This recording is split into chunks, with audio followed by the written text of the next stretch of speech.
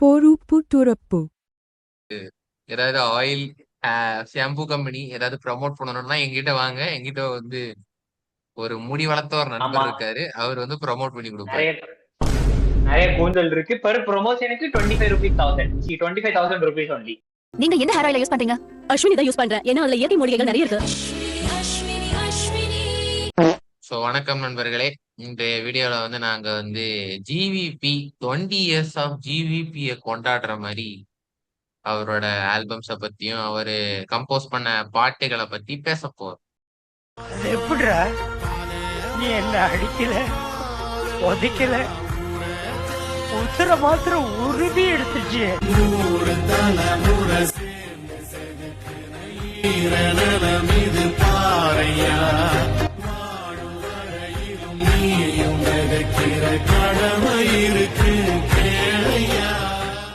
Okay, AK ஆரம்பிங்க. உங்களோட GVP ஓட ஒரு 5 ஆல்பம் சொல்லுங்க. உங்களுக்கு ரொம்ப பிடிச்ச 5 album. GV Prakash. GV Prakash is a well-known music director.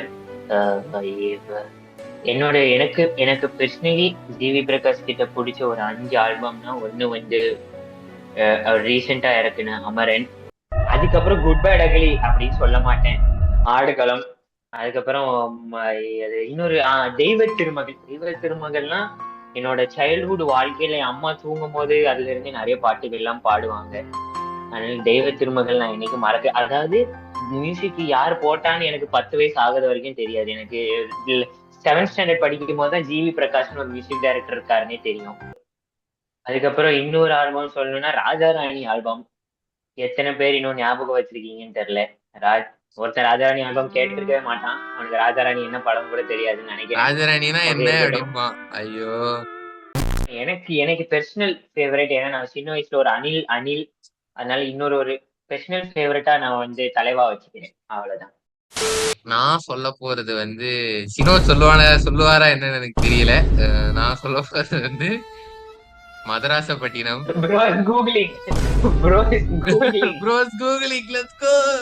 Bro வந்து ஆன்லைன் எக்ஸாம்ல பிட் அடிக்கிற மாதிரி பிட் அடிக்க ஆரம்பிச்சிருச்சு.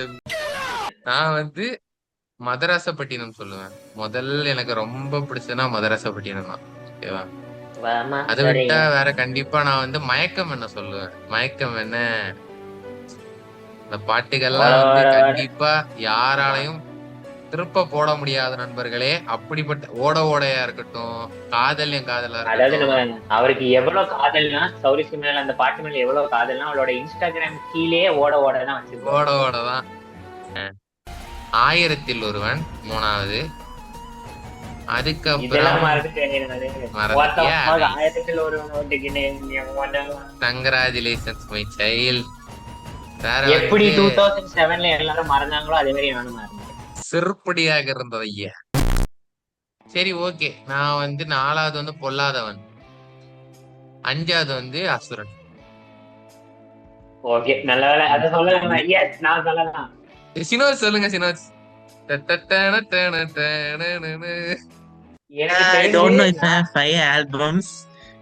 எனக்கு தெரிஞ்சு நான் சொல்ல வேண்டிய இப்போ ஒரு ஆல்பம் வச்சிருக்கேன் தெரியுமா, அதான் ஃபர்ஸ்ட் சொல்ல போறேன் நினைக்கிறேன். வெயிட் பண்ணி. ஒன்னு வந்து மதராசப்பட்டினம், அதுக்கப்புறம் அமரன். அதுக்கப்புறம் நான் ஆல்பம் பார்க்கேன், சாங்ஸ் பிடிக்கும். ஆல்பமா சொல்றதுக்கு இது தெரி மறந்துட்டேன். தெரி நீ தெரியுதான் சொல்ல வந்தியா? இல்ல நான் சொல்றேன் அதுக்கும் மேல. அதுக்கப்புறம் இது சூரரை போற்று. சூரரை போற்று மறந்துட்டேங்க. அதுதான் நான் சொல்ல வந்தேன், சொல்லிட்டான். ஆனா biggest shout out Idli Kadai album. It is peace. Idli Kadai வந்து அந்த பாடலும் பீக் கூட கிடையாது, பீஸ் ப்ரோ. அதாவது அந்த பாட்டை கேட்டா காலையில ஒரு பாட்டு, மத்தியானம் ஒரு பாட்டு, ஈவினிங் ஒரு பாட்டு, நைட்டு ஒரு பாட்டு, போதும். வாழ்க்கைக்கு இவ்வளவு போதும். அருமையான பாடல்களை கொடுத்திருக்கிறார். அதாவது வந்து இந்த ரீல்ஸ் கல்ச்சர் இதெல்லாம் வந்த டைம்லயும் அவரோட பாட்டு வந்து அந்த ஒரு ஓல்ட் ஸ்கூல் ஸ்டைல்ல, இப்ப ரீசெண்டா வந்து இந்த பராசக்தி பாட்டு கூட அப்படிதான் இருக்கு. அந்த ஒரு ஓல்ட் ஸ்கூல் ஸ்டைலோட மெலடி கலந்து, அது வந்து ஜிவி பிரகாஷ் தான் இவ்வளவு நாளா அதை கான்ஸ்டன்டா போர் அடிக்காம கொடுத்துட்டு இருக்காரு. அனிருத்து பண்றது கூட ஒரு டைம்ல சலிச்சிருச்சு. ஆனா ஜிவி பிரகாஷ் வந்து அதை வந்து ரொம்ப கன்சிஸ்டன்டா போர் அடிக்காம கொடுத்துட்டு இருக்காரு. அது ஒரு ரொம்ப பெரிய விஷயம். Yeah. அப்பப்போ சில சறுக்கல்கள் கோல்டன் ஸ்பேரோ மாதிரி வந்தாலும் மத்ததெல்லாம் வந்து நல்லா தான் இருக்கு. என்னதான் நீங்க சொன்னாலும் கோல்டன் ஸ்பேரோ மட்டும் 2024ல நான் வந்து ஸ்பாட்டிஃபைல 35 வாட்டி லூப் பண்ணியிருக்கேன். இது யாரோ என்ன அடிக்க கூடாது ஃப்ரெண்ட்ஸ். ஸ்பாட்டிஃபை அது அப்படிதான், வாழ்க்கை அப்படி இருந்துச்சு. அதான் அந்த பாட்டு வந்து என்னதான் மொக்கைன்னு சொல்லப்பட்டாலும் ஆனா நம்ம நிறைய தடவை கேட்டிருக்கோம். அது வந்து ஆட்டோமேட்டிக்கா நிறைய தடவை கேட்கற மாதிரி ஆயிப்போச்சு. எனக்கு தெரிஞ்சு ஜிவி பிரகாஷ் போட்டு ரீல்ஸ் பேஸ்டா இருந்தது கோல்டன் ஸ்பேரோ மட்டும் தான் நினைக்கிறேன். எனக்கு தெரிஞ்சு கட்ட கடைசியா ப்ரோ என்ன ப்ரோ ஜிபி ஆல்பம்லாம் ஜிவி பிரகாஷன் மட்டும் சொல்லாத, ஜிவி பிரகாஷன் மட்டும் சொல்லாத. அது வந்து இளையராஜா போட்டு, இளையராஜா தான் மியூசிக் டைரக்டர் ஜிபிக்கு. சரியா? என்னதான் இருந்தாலும் ஜிவிக்கு எனக்கு ஒரு அடையாளம் கொடுத்தாரு. ஏகேன்னு பாட்டு போட்டு ரொம்ப நன்றி. ஆமா, அது ஆதிக் ரவிச்சந்தர் கொடுத்தது. இது இவரு கொடுக்கல, ஆதிக் ரவிச்சந்தர் தான். ஆதிக்கு தேங்க்யூ ப்ரோ. இப்போ வந்து அந்த ஆல்பம்லயே வந்து இந்த ஒரு பாட்டு ரொம்ப பிடிக்கும் பெஸ்ட் அப்படின்னு சொல்ற மாதிரி உங்களுக்கு ரொம்ப க்ளோஸ் டு ஹார்ட் எப்போ வந்தாலும் இப்போ ஸ்பாட்டிஃபைல திடீர்னு வரும், ரேண்டமா வரும், வந்தாலும் ஸ்கிப் பண்ணாம கேட்கற மாதிரி உள்ள பாட்டுகள் சொல்லுங்க. இப்போ எனக்கு ஒரு ஆல்பம் ஞாபகம் வந்துருச்சுடா. இல்ல தாண்டவம் ஞாபகம் இருக்கா உனக்கு? தாண்டவம், ஐயோ ஐயோ ஐயோ, நான் ஊருக்கு போறேன், எனக்கு டிக்கெட் ஆகி கொடுக்கு. தாண்டவம் படமும் சரி பாட்டுகளும் சரி தயவு செஞ்சு கேட்கலன்னா போய் கேட்டு பாருங்க. கண்டிப்பா கேட்டிருப்பீங்க. ஒரு பாதி கதவை கேட்காம இருக்கிறவன் மனுஷனே கிடையாது. போ மண்ணுக்குள்ள போய் கடை போ, வந்துடாத. ஒரு பாதி கதவை வேற வந்து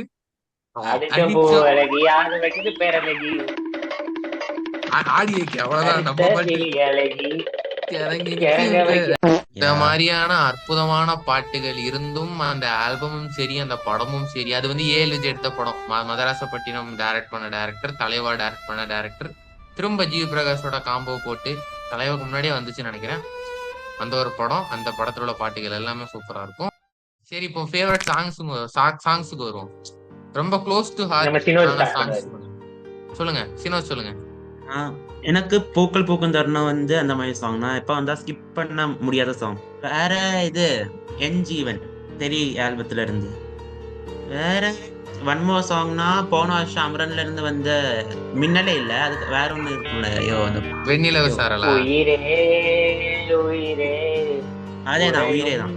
ரொம்ப நாள் ஆச்சு. ஆனா வந்து ஏன் தெரியல அந்த பாட்டு வந்து நான் ரொம்ப நாள் கேட்கல. I don't know why, but still அந்த சாங் பிடிக்கும், இந்த 3 சாங். அதாவது வந்து நான் வந்து என்னென்ன பாட்டுகள் சொல்ல போறேன்னா, நம்ம இன்னொரு ஆல்பமும் மறந்துட்டோம். நிறைய ஆல்பம் நடுவுல மிஸ் ஆனா மன்னிச்சிருங்க. நாங்க என்ன ரொம்ப ப்ரிப்பேர் எல்லாம் பண்ணல.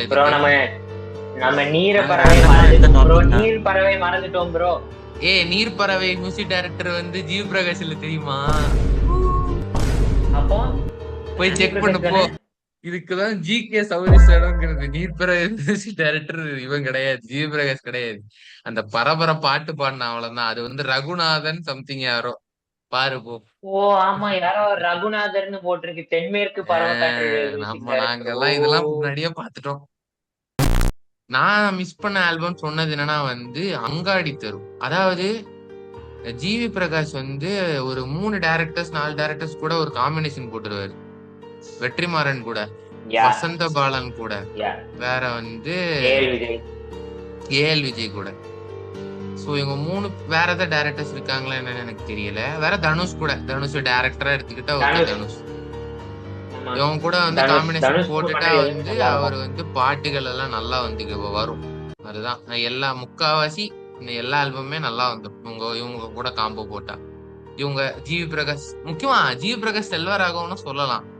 ஆமா, ஆனா ஜிவி பிரகாஷ் செல்வராகவன் எனக்கு தெரிஞ்சு 2 படம், 1001 மயக்கமண்ண 2 படம் தான் போட்டிருக்காங்கன்னு நினைக்கிறேன். அதாவது எப்படின்னா ஜிவி பிரகாஷ், தனுஷ், செல்வராகவன் இவங்க 3 பேரும் ஒரு ஆமா. அது வந்து இனிமேல் எப்போ நடக்கும் தெரியாது. அது வந்து நடந்தா அது வந்து ரொம்ப பெரிய விஷயம். இப்போ ஃபேவரட் சாங்ஸ், எனக்கு பிடிச்ச சாங்ஸ்னு வந்தோம்னா எனக்கு தாண்டவம்ல வந்து எனக்கு வந்து அந்த 3 பாட்டுமே நல்லா இருக்கும். ஆனா எனக்கு ரொம்ப பிடிச்சது வந்து அனிச்சம் பூவழகி தான். ரொம்ப பிடிச்சது அனிச்சம் பூவழகி தான். அந்த பாட்டு வந்து cannot be replaced by anyone. Spotify உன்னை வன்மையா கண்டிக்கிறேன். தாண்டவம் படத்தோட பாட்டு ஏன் ஸ்பாட்டிஃபைல இல்ல? எனக்கு இல்லையா? ஏன் இல்ல? ஏன் எனக்கு இல்ல? பதில் கருத்து சொல்லு. சொல்லட்டுமா? எங்க 2 ஏன் பேருக்கும் இல்ல? பதில் சொல்லு. ஏன் இல்ல? நாங்க ஏன் இல்ல? கஷ்டப்பட்டு யூடியூப்ல போய் எவனோ அப்லோட் பண்ண வீடியோவை பார்த்துதான் பாட்டு கேட்டுட்டு இருக்கோம். பாத்துக்கோ, யூடியூப்ல கூட அபிஷியல் வீடியோ இல்ல லைக்கு. அவன் எவனோ ஒருத்தன் அப்லோட் படத்துல இருந்து டவுன்லோட் பண்ணி போட்டிருக்கான். இது புரியல. தாண்டவம் அப்படி என்ன உங்களுக்கு பாவம் பண்ணுச்சு? எனக்கு புரியவே இல்ல. அடுத்தது வந்து மயக்கம் என்னல இருந்து காதல் என் காதல், அதெல்லாம் வந்தா நான் ஸ்கிப்பே பண்ண மாட்டேன். அது என்ன மூட்ல இருந்தாலும், சோகமா சந்தோஷமா எப்படி இருந்தாலும் அந்த பாட்டு வந்து கேட்டுருவேன். அது வந்து அப்ராக்சிமேட்லி எக்ஸாக்ட்லி 2 years ago நாங்களும் எங்க கிளாஸ்ல ஒரு 10 பேரும் சேர்ந்து டிஸ்கார்ட்ல டெய்லி நைட் அந்த பாட்டு கேட்காம தூங்குனது இல்ல. டெய்லி கேட்போம். அப்படிப்பட்ட ஒரு பாடல் அது. அதனால அதையும் நம்ம அழுக சேர்த்து. வருது எனக்கு. 3வது நான் என்ன பாட்டு சொல்றேன்னா, மதராசப்பட்டினத்துல இருந்து நான் வந்து வாமாதுரை வாமாதுரையும் கரெக்டா கேக்கே சிங்க்டா, சத்தியமா சிங்க்டா. பூக்கள் பூக்கும் தருணம் ஆறுவரை இருந்தாலும் வாமாதுரை அம்மா வந்தா நான் ஸ்கிப்பே பண்ண மாட்டேன். அது என்ன மூட்ல இருந்தாலும் அந்த பாட்டு செட் ஆகும். பூக்கள் பூக்கும் தருணம் கூட ஓகே. அது ஒரு நம்ம இது bro. கொஞ்சம் எனக்கு நம்பர் ஒன்ல வந்து தி கிரேட் லெஜெண்ட் எஸ்பி பாலசுப்ரமணியத்துக்கு இங்க ஒரு கண்ணீர் அஞ்சலி நாங்க செலுத்துகிறோம். ஆடுகளத்திலிருந்து ஐயோன்னு ஒரு பாட்டு இருக்கும். அதாவது ஜிவி பிரகாஷ் நினைச்சா கூட அந்த மாதிரி ஒரு டியூன் போட்டு, அந்த மாதிரி ஒரு லிரிக்ஸ் எழுதி, அந்த மாதிரி ஒரு சிங்கரை இங்க இருந்து, அதாவது அந்த பாட்டுல பாத்தீங்கன்னா நம்ம தலைவர் லெஜெண்ட் எஸ்பிபி வந்து ஒரு 4 எமோஷன் உள்ள கொண்டு வந்திருக்காரு. அந்த எஸ்பிபியும் அவங்க பாட்டுலாம் பையனும் 2 பேரும் சேர்ந்து பாடியிருப்பாங்க. எஸ்பிபியும் சரணும் 2 பேரும் சேர்ந்து ஆமா. பாடியிருப்பாங்க. அதெல்லாம் அந்த பாட்டெல்லாம் வந்து எப்படின்னா அது இந்த ஸ்டார்டிங்ல அந்த அதுல இருந்து எண்டிங் வரைக்கும் அந்த டியூன்லாம் ஒருத்தனுக்கும் மறக்காது வாழ்க்கையில. எப்படியாவது ஒரு வாட்டியாவது அந்த டியூன் கேட்டிருப்பான். அப்படின்னு அந்த பாட்டை பாடி நான் கெடுக்க விரும்பல. அடுத்தது வந்து என்ன பாட்டு சொல்லலாம்? அடுத்து நான் சொன்ன ஆல்பம்லாம் கொஞ்சம் வெறித்தனமான ஆல்பமா, அதனால எந்த பாட்டுன்னு எனக்கு சூஸ் பண்ண தெரியல ஒண்ணு. ஆனா இது சொல்லியே ஆகணும். சின்ன வயசுல வந்து என்ன தூங்க வைக்கிறதுக்கு பாதி டைம் வந்து என் அம்மா பிளே பண்ற பாட்டு வந்து தெய்வ திருமகள்ல தாயிராரோ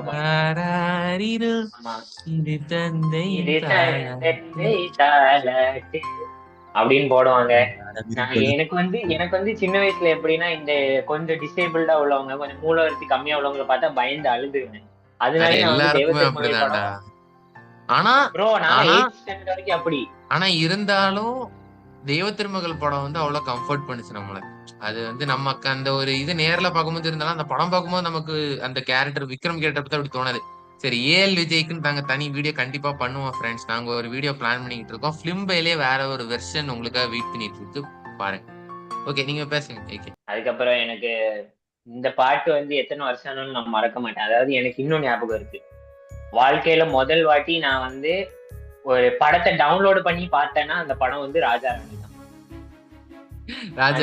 ஆமா, ஒரு லேப்டாப் எதுல டவுன்லோட் பண்ணேன்னு தெரியல, டவுன்லோட் பண்ணி பார்த்தேன். அது எனக்கு ரொம்ப பிடிச்ச பாட்டு. இமய பாட்டு ரொம்ப எனக்கு பிடிக்கும். அதை விட எனக்கு சக்தி ஸ்ரீ கோபாலன் எந்த பாட்டு பாடினாலும் பிடிக்கும். அதனால இந்த 3 பாட்டுகள் தான் நான் டாப் டியர்ல வைக்கிறேன்.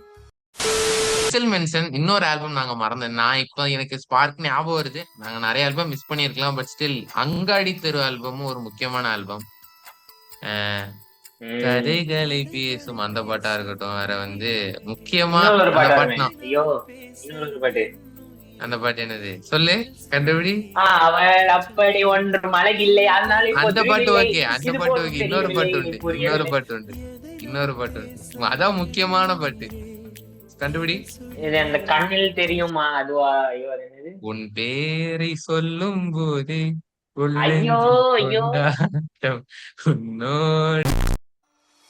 சரி, ஓகே நண்பர்களே. சோ இப்போ அதாவது ரீல் பேஸ்டா பாட்டு போட்டுட்டு இருக்க இந்த காலத்துலயும் மியூசிக் பேஸ்டா, இந்த படம் கதை பேஸ்டா மியூசிக் போடுற ஜிவி பிரகாஷ் நமக்கு அவங்களுக்கு ஒரு சல்யூட். இதே மாதிரி இன்னும் ஒரு 20 வருஷம் போட்டா நாங்க இந்த மாதிரி நிறைய நல்ல பாட்டுகளை கேட்டுட்டு இருப்போம். அதாவது இட்லி கடைன்னு தனுஷ் பேர் வச்சாலும் அவர் இட்லி கடை இட்லி கடை அப்படியெல்லாம் மியூசிக் போடாம இட்லி கடைக்கு ஏத்த மாதிரி மியூசிக் போட்டாரு. அதனால ரொம்ப நன்றி. மியூசிக் டைரக்டர்ஸ் மாத்துறது இருக்குதுல்ல, இப்போ வந்து எல்லாருமே ஜி பிரகாஷ் கிட்ட தான் போவாங்க கடைசியில, தெரியுமா? இப்போ வந்து சந்தோஷ் நாராயண் நிறைய பேர் நெக்லெக்ட் பண்ணுவாங்க. நெக்லெக்ட் பண்ணிட்டு எல்லாரும் போறது எங்கன்னா ஜி பிரகாஷ். ஓகேவா? ரஞ்சித் சந்தோஷ் நாராயண் நெக்லெக்ட் பண்ணாரு, ஆமா, போறது ஜி பிரகாஷ். சுதா கோங்கரா படத்துல எவ்வளவு சூப்பரான பாட்டு போட்டாரு. நான் சூரஜ் போட்டு மொக்கன்னு சொல்ல ஆல்பம், பட் ஸ்டில் எதுக்கு வந்து சனா நெக்லெக்ட் பண்ண எனக்கு புரியல. நான் வந்து ஒரு சனா கண்ணியே இப்ப பேசிக்கிட்டு இருக்கேன். ஸோ அதுலயே ஜி பிரகாஷ் பங்கு வைக்கிறாரு. அப்படி ஒரு காம்பினேஷன் தான் சுதா கோங்கரா ஜி பிரகாஷ் காம்பினேஷன். சரி, ஓகே நண்பர்களே, நம்ம இந்த வீடியோ இதோட முடிச்சுக்கலாம். உங்களுக்கு பிடிச்ச ஜி பிரகாஷ் ஆல்பம் பாடல்கள் எல்லாத்தையும் கீழே கமெண்ட் பண்ணுங்க. சோ ஏகே முடிச்ச ஆமா. வீடியோ. எவனாவது வந்து மிருகத்தை கிளப்பி கோவத்தை கிளப்பி பிள்ளி பிள்ளி பிள்ளின்னு வந்தேன்னு வச்சுக்கோங்க, சாவடிப்பேன். சரியா? சாவு வந்துடாத.